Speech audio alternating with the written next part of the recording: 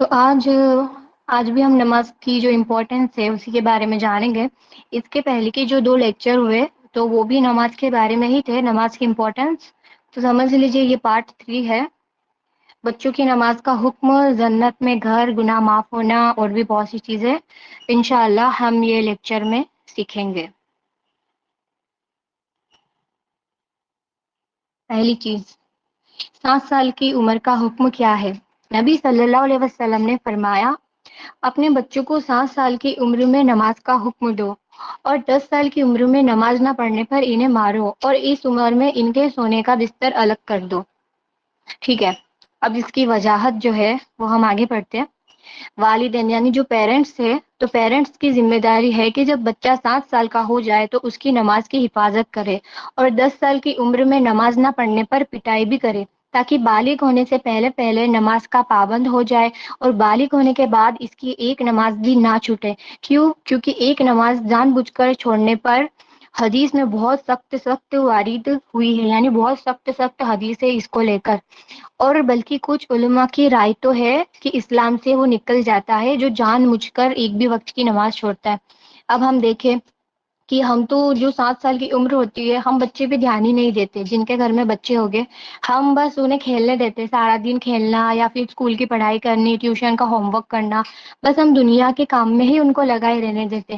لیکن یہاں پیرنٹس کی کیا ذمہ داری ہے کہ جب بچہ 7 سال کا ہو جائے تو اس کو نماز کا حکم دو، یعنی جب آپ نماز پڑھو تو اسے بھی کہو کہ چل تو بھی نماز پڑھ۔ اگر لڑکا ہے تو اسے مسجد بھیجنا چاہیے، ٹھیک ہے، اپنے ابو کے ساتھ میں بھیجنا چاہیے، یا کوئی بھائی ہو، کوئی دوست ہو جو نماز پڑھنے جاتا ہو تو اسے ان کے ساتھ میں مسجد بھیجنا چاہیے۔ اور جب وہ 10 سال کی عمر ہو جائے اور تب بھی وہ نماز نہ پڑھے، یعنی 7 سال کی جو عمر ہوتی ہے تو 7 سے 10 سال کے بیچ میں ہم اسے پیار محبت سے سمجھا سکتے ہیں نماز کے لیے۔ اس کے باوجود اگر وہ نہیں مانتا، نماز نہیں پڑھتا، تو 10 سال کی عمر تک پہنچ جائے تو اسے مارنا چاہیے، ڈانٹنا چاہیے۔ مارنا ایسا بھی نہیں بری طرح سے، یعنی ہوتا نا تھوڑا سخت لہجے سے اسے مطلب بولنا چاہیے کہ نماز تو ہر حال میں پڑھنی ہے، نماز معاف نہیں ہے، جو آپ نے سیکھا ہے نماز کے بارے میں تو وہ بچے کو بھی بتانا ہے تاکہ وہ اس بات کو سمجھے اور اس پہ عمل کرے، ٹھیک ہے۔ اب آگے ہم دیکھتے ہیں الگ الگ بستر کا مطلب کیا ہے۔ یعنی ایک بستر یا ایک ہی کمبل یا ایک ہی جگہ کے پاس میں سونا منع ہے، چاہے وہ بھائی بھائی ہو، بہن بہن ہو یا بھائی بہن ہو۔ اس کی حکمت کیا ہے؟ یعنی کہ ایک بستر پر نہیں سونا چاہیے، ٹھیک ہے، مطلب بھائی بھائی بھی آپس میں نہیں سو سکتے، 2 بہنیں بھی آپس میں ایک بستر میں نہیں سو سکتی، اور نہ بھائی بہن آپس میں ایک بستر میں سو سکتے ہیں، مطلب 10 سال کی جو عمر ہو جاتی ہے اس کے بعد میں۔ اب اس کا فائدہ کیا ہے؟ نمبر 1، حیا، شرم اور حیا کی تربیت دینا، فتنہ اور غلط جذبات سے بچنا۔ 10 سال کا بچہ عقل سے شعور کی عمر میں ہوتا ہے، اس لیے شرعاً ان کی پرائیویسی اور حیا کا احتیاط کرنا ضروری ہے۔ اب شعور کا الفاظ یہ عربک ہے، ٹھیک ہے، اب اس کا مطلب کیا ہے؟ جب بچہ اتنا بڑا ہو جائے کہ صحیح اور غلط کا فرق سمجھنے لگے، حیا، پرائیویسی اور اخلاق کا احساس ہو جائے، اس کے دل اور دماغ میں جذبات، شرم اور محسوس کرنے کی صلاحیت پیدا ہو جائے تو اسے کہتے ہیں، یعنی جو بچہ سمجھدار ہو جائے نا، یہ سب کا معنی ہے کہ یہ اب شعور کی عمر میں آ گیا۔ یعنی کہ جب بچہ بڑا ہوتا ہے تو ہمیں معلوم ہے کہ جب بچہ سمجھدار ہوتا ہے اس میں اخلاق آ جاتے، اور شرم کیا ہوتی ہے، اچھی چیز کیا ہوتی ہے، بری چیز کیا ہوتی ہے۔ اور آج کے زمانے میں تو 10 سال کی عمر سے پہلے ہی بچہ اتنا سمجھدار ہو جاتا ہے۔ دیکھتے ہو نا، جو دنیاوی ماحول میں رہنے والے کچھ لڑکا لڑکی ہوتے ہیں جن کے ماں باپ ان پہ بالکل دھیان نہیں دیتے، تو وہ ان کی کچھ 6-7 سال کی عمر ہوتی ہے، 8 سال کی عمر ہوتی ہے، ان کے گرل فرینڈ بوائے فرینڈ ہوتے ہیں۔ آپ نے یہ تو سنا ہی ہوگا اور دیکھا بھی ہوگا، میں نے تو دیکھا بھی اور سنا بھی ہے، یعنی اتنا برا ماحول ہوتا ہے باہر کا۔ علماء کا قول، اس حکم کا مقصد یہ ہے کہ فتنے سے بچا جائے اور حیا کی عادت ڈالی جائے۔ اس سے کیا ہوگا؟ الگ الگ بستر کرنے سے کہ حیا جو ہے، حیا کے بارے میں معلوم ہوگا، اور کیا صحیح چیز ہے کیا غلط چیز ہے اس کے بارے میں معلوم ہوگا، اور حیا کی عادت سمجھ آ جائے گی، مطلب سمجھ آ جائے گا کہ یہ کام صحیح ہے اور یہ کام صحیح نہیں ہے۔ نمبر 2، دعوت کے بارے میں۔ حضرت معاذ بن جبل فرماتے ہیں کہ نبی صلی اللہ علیہ وسلم نے مجھے یمن بھیجا تو ارشاد فرمایا، تم ایسے لوگوں کے پاس جا رہے ہو جو اہل کتاب سورہ زبور کو ماننے والے ہیں۔ لہٰذا سب سے پہلے ان کو اسی بات کی دعوت دینا کہ اللہ کے سوا کوئی معبود نہیں اور میں اللہ کا رسول ہوں۔ جب اس بات کو مان لے تو انہیں بتاؤ کہ اللہ تعالیٰ نے ان پر مسلمانوں پر روزانہ 5 نمازیں فرض کی ہیں، ٹھیک ہے۔ یعنی کہ جب دعوت دینے کے لیے نکلے تھے حضرت معاذ بن جبل، تو نبی نے فرمایا تھا کہ تم جس کے پاس جا رہے ہو تو سب سے پہلے ان کو یہ دعوت دینا کہ اللہ کے سوا کوئی معبود نہیں ہے اور میں یعنی کہ نبی اللہ کے رسول ہے، جو کہ ہم نے پڑھا جو اسلام کی 5 بنیادیں اس میں سے پہلی بنیاد جو ہے شہادت، ٹھیک ہے۔ اس کے بعد میں نماز کا حکم دینا کہ اللہ نے مسلمانوں پر 5 نمازیں فرض کی ہے۔ نمبر 3، نبی صلی اللہ علیہ وسلم کا فرمان۔ نبی صلی اللہ علیہ وسلم نے فرمایا میری آنکھوں کی ٹھنڈک نماز میں رکھی گئی ہے۔ کتنی پیاری حدیث ہے۔ نبی نے فرمایا کہ ان کی آنکھوں کی ٹھنڈک کیا ہے؟ نماز ہے۔ مطلب نماز ہمارے نبی کے آنکھوں کی ٹھنڈک ہے، اس سے اچھی اور کیا بات ہوگی۔ اگر ہم نماز پڑھتے تو یہ ایک سنت بھی ہے کہ ہم ہمارے نبی کی سنت پہ مطلب یہ حدیث پہ عمل کرتے۔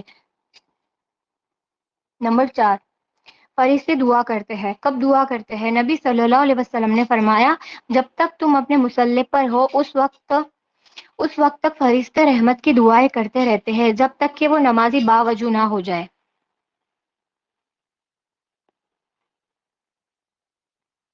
ٹھیک ہے۔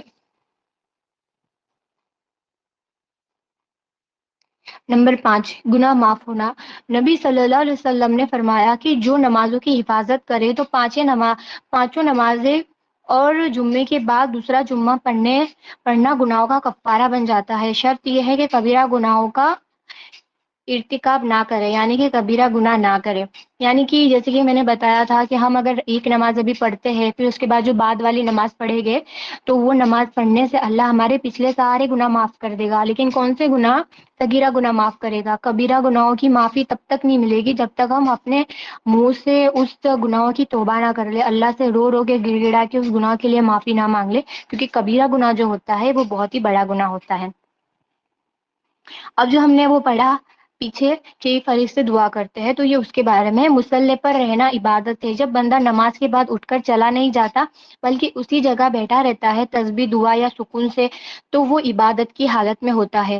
فرشتے دعا کرتے ہیں جب تک بندہ وضو میں ہوتا ہے فرشتے اس کے لیے مغفرت بخشش کی رحمت کی دعا کرتے ہیں۔ وضو ٹوٹ جائے تو یہ فضیلت رک جاتی ہے۔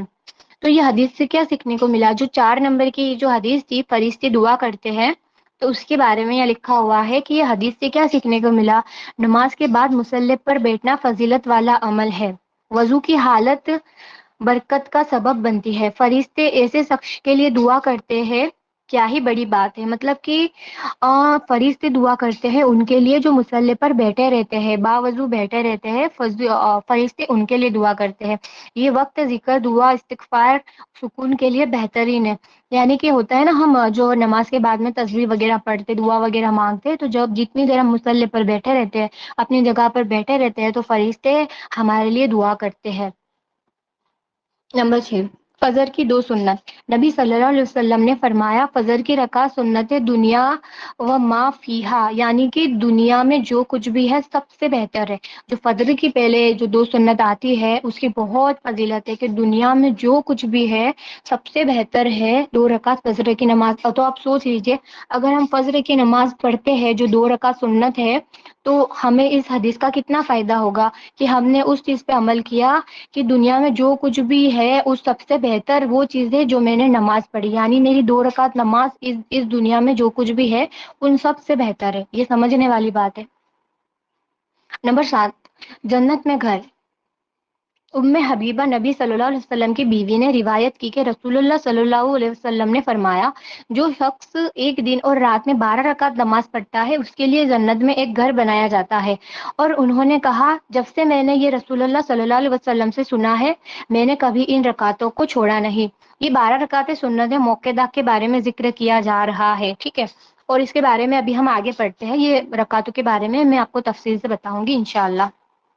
نمبر 8، کثرت سے سجدہ کرنا۔ نبی صلی اللہ علیہ وسلم نے فرمایا جو شخص اللہ کے لیے ایک سجدہ کرتا ہے تو اللہ اس کے لیے ایک نیکی لکھ دیتا ہے، ایک گناہ مٹا دیتا ہے اور ایک درجہ بلند کر دیتا ہے۔ سو تم کثرت سے زیادہ سجدے کرو۔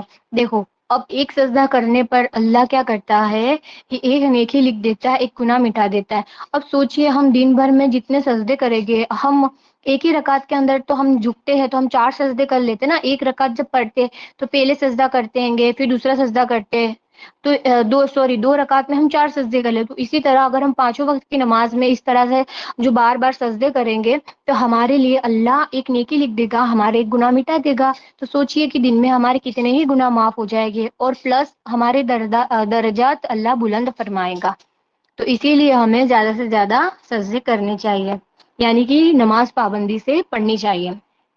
ٹوڈے بونس جو نوٹ پین لے کے بیٹھا ہے، تو میں ابھی بول رہی ہوں، میں آپ کو لکھوا نہیں رہی ہوں، آپ اس کا اسکرین شاٹ لے لیجئے اور آپ پھر اسے لکھ لینا، یا پھر میں گروپ میں شیئر کر دوں گی، آپ تب اسے لکھ لینا، یہ ایک ہوم ورک ہوگا آپ کا، سمجھ لیجئے۔